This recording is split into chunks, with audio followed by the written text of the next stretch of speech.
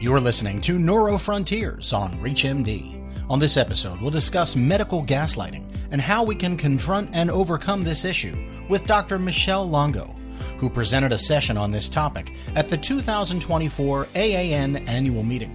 Dr. Longo is an associate professor of neurology and vice chair of outpatient neurology at Tulane University. She's also a comprehensive neurologist who has a special interest in long COVID and is the founder of the Long COVID Clinic at Tulane University. Let's hear from her now. So our session is on medical gaslighting.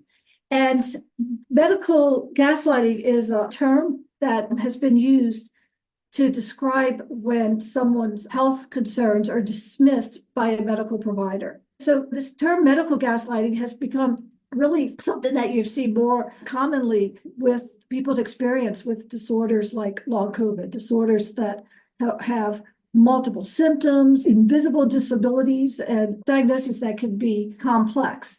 The experience people have had when they are seeing medical providers for concerns about long COVID. One study showed that half of the patients reported that they did not feel like they were believed by their healthcare provider. And medical gaslighting has been described in other conditions. There was a study looking at medical gaslighting in multiple sclerosis, and 88% of the respondents said that they had experienced medical gaslighting.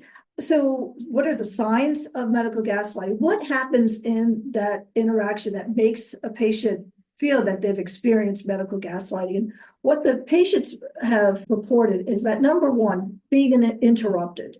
They have a story to tell. They have their health story that they want to share with their healthcare provider. Interrupting is something that really makes a patient feel unheard. Questioning or downplaying their symptoms can contribute to the feeling they've been unheard.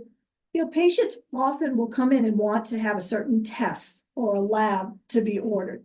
And if you choose not to do that test or lab, that needs to be clear to the patient why you feel that that's not necessary. We can't order every test that's asked, and that's not always good medicine, but we certainly need to communicate with the patients that are asking for specific things, why that may or may not be done. Some of the most important things we could do as healthcare providers to reduce medical gaslighting is to do the things that the patients teach us. That question's been asked to patients in the UK that were experiencing long COVID. And they asked, what could your healthcare provider have done that would have improved your experience? And this was among patients that felt that they had experienced medical gaslighting.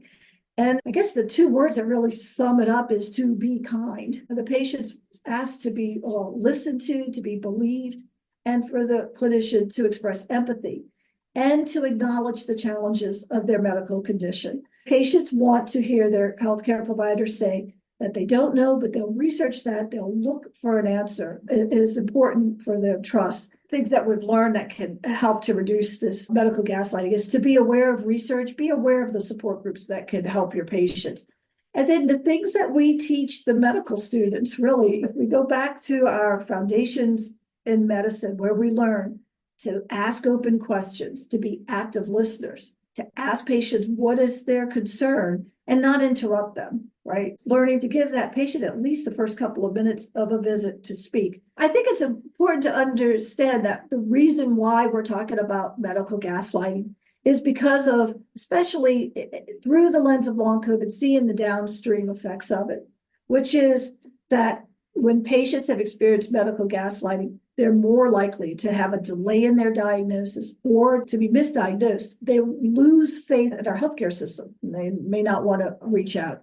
And it causes a significant amount of emotional distress to see patients that come in with having their symptoms attributed to a mood disorder or to a mental health condition without feeling that they have been asked any questions about that. Can be very distressing and contribute to distress with their health conditions.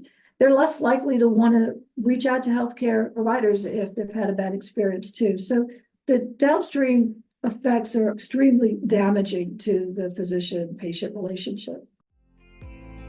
That was Dr. Michele Longo talking about her presentation at the 2024 AAN Annual Meeting that focused on confronting and overcoming medical gaslighting in clinical practice. To access this and other episodes in our series, visit Neuro Frontiers on ReachMD.com, where you can be part of the knowledge. Thanks for listening.